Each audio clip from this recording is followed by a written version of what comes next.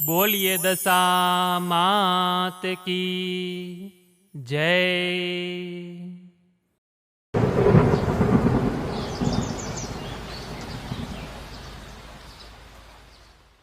દશામાની વાર્તા। કર્ણાવતી નામના નગરનો રાજા કર્ણદેવ ખૂબ જ અહંકારી અને વિલાસી હતો। તેના અભિમાન અને ભોગવિલાસનો કોઈ પાર ન હતો। તેને કમલાવતી નામની એક ગુણવાન અને ચારિત્રશીલ પત્ની પણ હતી। તે જેટલી આસ્તિક હતી એટલો જ કર્ણદેવ નાસ્તિક હતો। રાણી કમલાવતી કર્ણદેવને ઘણીવાર સમજાવતી કે અભિમાન સારી વસ્તુ નથી। માણસે ધર્મ કાર્યમાં પણ ધ્યાન આપવું જોઈએ। સુખ અને વૈભવ આજે છે, કાલે નથી। પરંતુ રાજા તો રાણીની આ સલાહ માનવાને બદલે ઉલટો વધુ ને વધુ બગડવા લાગ્યો। તે સુરા અને સુંદરીના મદ અને કેફમાં મસ્ત રહેવા લાગ્યો। એક દિવસ નિરાશ રાણી મહેલના ઝરૂખામાં ઊભી હતી, ત્યારે તેણે થોડે દૂર નદી કિનારે કેટલીક સ્ત્રીઓને ભેગી મળી કંઈક વ્રત કરતી જોઈ। તેણે દાસીને બોલાવી એ સ્ત્રીઓ શું કરતી હતી તે જાણી લાવવા મોકલી।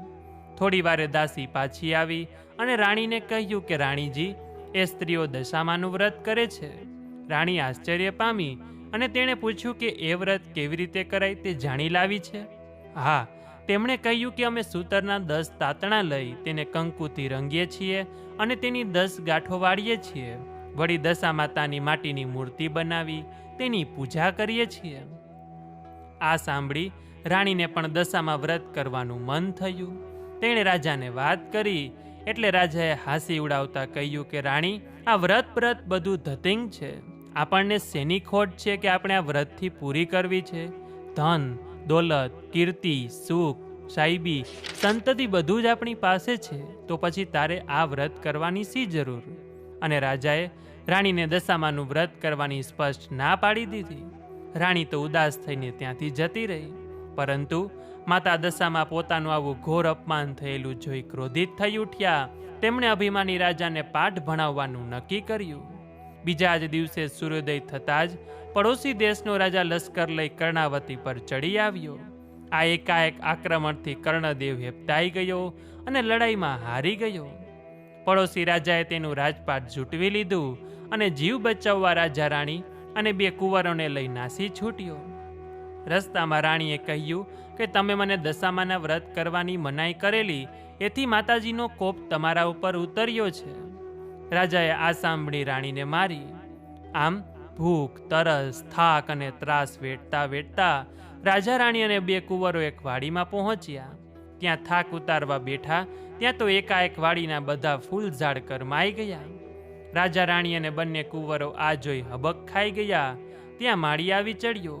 તેણે પણ આ દ્રશ્ય જોયું અને વિચારવા લાગ્યો કે માનો કે ન માનો, પણ આ લોકો જરૂર અકર્મી લાગે છે, નહીતર હરીભરી લીલોતરી આ રીતે ક્ષણમાં સૂકી ભટ્ટ થાય નહીં।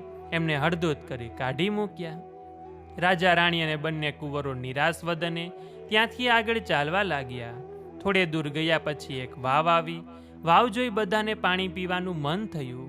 કુંવરો તો ઝડપથી ચાલતા ચાલતા વાવના પગથિયા ઉતરવા લાગ્યા, પરંતુ વાવમાં ગયા તો બંને કુંવરો દ્રશ્ય થઈ ગયા।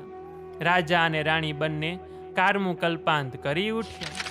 રાજાને હવે મનોમન પસ્તાવો થવા લાગ્યો કે જરૂર દશામાના ક્રોધનો જ તે શિકાર બન્યો છે। પહેલા રાજ ગયું અને હવે કુંવરો।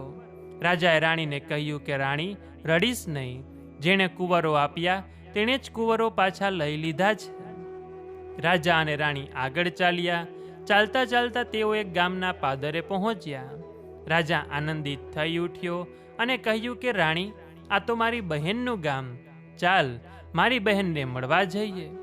રાજાએ એક માણસને બોલાવી પોતાના આગમનનો સંદેશો આપવા બહેનને ત્યાં મોકલ્યો। બહેને પોતાના ભાઈ માટે પિત્તળના ઘડામાં સુખડી ભરીને મોકલાવી અને એ ઘડામાં એક સોનાનું સાંકડું પણ મૂક્યું। રાજાએ ઘડામાં જોયું તો સુખડીની જગ્યાએ કોલસા અને સાંકડાની જગ્યાએ ફૂફાડા મારતો કાળોતરો નાગ હતો। આ જોઈ રાજા ક્રોધથી રાતો પીળો થઈ ગયો। તેના માન્યામાં ન આવ્યું કે તેની સગી બહેને ઘડામાં તેના માટે સાપ મોકલાવ્યો હતો, પરંતુ તે હકીકત હતી। રાજા માથું પકડી વિચાર કરવા લાગ્યો તો તેને સમજાયું કે આ બધું દશામાના ક્રોધનું પરિણામ છે। આથી તેણે ઘડાને ભોંયમાં દાટી દીધો। રાજા અને રાણી આગળ વધ્યા. ચાલતા ચાલતા એક નદી આવી. નદી કિનારે ચીભડાની વાડી હતી. રાણીને ખૂબ ભૂખ લાગી હતી. તેણે રખેવાળને એક ચીભડું આપવા કહ્યું. રખેવાળને રાણી ઉપર દયા આવી. તેણે રાણીને એક ચીભડું આપ્યું. રાણીએ ચીભડાને સાડીના છેડાથી ઢાંકી દીધું.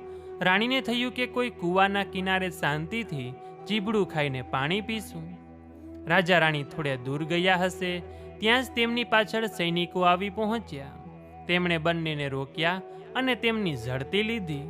તેમણે રાણીની સાડીના છેડામાં ઢાંકેલું નાસી ગયેલા રાજકુંવરનું માથું સંતાડેલું મળ્યું. મા દશામાના ક્રોધને લીધે રખેવાળે આપેલું ચીભડું રાજકુંવરનું માથું બની ગયું હતું. સૈનિકો ક્રોધે ભરાયા અને તેમને દોરડેથી બાંધી રાજાની સામે લઈ ગયા. રાજાએ પણ ગુસ્સે થઈ તેમને તાત્કાલિક જેલમાં પૂરી દેવાનો આદેશ કર્યો. જેલમાં બેઠા બેઠા રાજા રાણી આ ઘટના ઉપર શાંતચિત્તે વિચારવા લાગ્યા. તેમને ખાતરી થઈ ગઈ કે જે કંઈ બનાવો બની રહ્યા હતા તે બધા દશામાના કોપને લીધે જ બની રહ્યા હતા. તેથી હવે યેન કેન પ્રકારે દશામાના ક્રોધને તો શાંત પાડવો જ રહ્યો. આથી દશામાને રીઝવવા રાણીએ તેમની તપશ્ચર્યા શરૂ કરી. 10 દિવસ સુધી રાજા રાણીએ માના નામના જપ કર્યા અને નકોરડા ઉપવાસ કરી માનસિક સેવા પૂજા કરી. પોતે કરેલી ભૂલોને ક્ષમા કરવા માની યાચના કરી. રાજા રાણીની હાર્દિક ભક્તિ જોઈ મા દશામાં તેમની ઉપર પ્રસન્ન થયા અને તેમને સપનામાં દર્શન દીધા અને આશ્વાસન આપ્યું કે ચિંતા કરશો નહીં, સૌ સારાવાના થશે. બીજા દિવસે શત્રુ રાજાને સ્વપ્નમાં આવી મા દશામાએ કહ્યું કે રાજા, તે નિર્દોષ પતિ પત્નીને વગર વિચારીએ જેલમાં પૂર્યા છે. તેથી કાલ સવારે તું તેમને છોડી મૂકજે, નહીતર તારો સર્વનાશ થશે. અને હા, તારો કુંવર રિસાઈને જતો રહ્યો છે તે હજી જીવિત છે, તે સવારે ત્યાં આવી જશે. સવારે કુંવર ક્ષેમકુશળ પાછો આવી જતા શત્રુ રાજાએ રાજા રાણીને જેલમાંથી છોડી મૂક્યા. રાજા રાણી દશામા માતાનો આભાર માનતા અને ગુણગાન ગાતા ત્યાંથી આગળ ચાલ્યા અને બહેનને ગામ આવી પહોંચ્યા.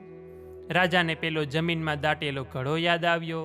તેણે જમીન ખોદીને ઘડો બહાર કાઢ્યો અને અંદર જોયું તો તેમાં સુખડી અને સોનાનું સાંકડું હતું. બહેનને પણ ભાઈના આગમનની ખબર પડી તો ભાઈ ભાભીને લેવા સામે આવી. થોડા દિવસ પોતાને ત્યાં રાખી બહેને બંનેની આગતા સ્વાગતા કરી.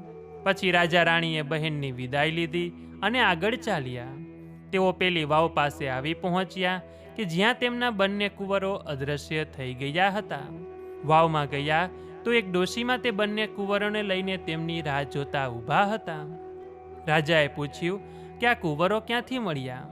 જવાબમાં દશામા માતાએ તેમનું અસલ સ્વરૂપ પ્રગટ કર્યું અને રાજા રાણીને આશીર્વાદ આપતા કહ્યું કે રાજન, તારી રાણીની ભક્તિથી હું પ્રસન્ન થઈ છું. તેની ધર્મપરાયણતા અત્યંત પ્રસન્નીય છે. તું પણ હવે તો સુધરી ગયો છે. જા, તને તારું ઝૂંટવાઈ ગયેલું રાજ્ય પાછું મળશે. દશામાની કૃપાથી રાજા ગદગદ થઈ ગયો ને તેમના પગે પડી કહ્યું કે માં, તમે તો દયાળુ છે, તમારો મહિમા અપરંપાર છે. તમારી કસોટીમાંથી પાર ઉતરવું એ પામર માનવી માટે કઠિન છે. તેથી માં સૌના ઉપર દયાની અમી દ્રષ્ટિ રાખજો. દશામાએ કહ્યું કે રાજન, જે કોઈ મારું વ્રત રાખશે તે મારી અમી દ્રષ્ટિને પાત્ર થશે. જે કોઈ પણ મારું અપમાન કરશે તે મારા ક્રોધનો ભોગ બનશે. અને આટલું કહી દશામાં દ્રશ્ય થઈ ગયા.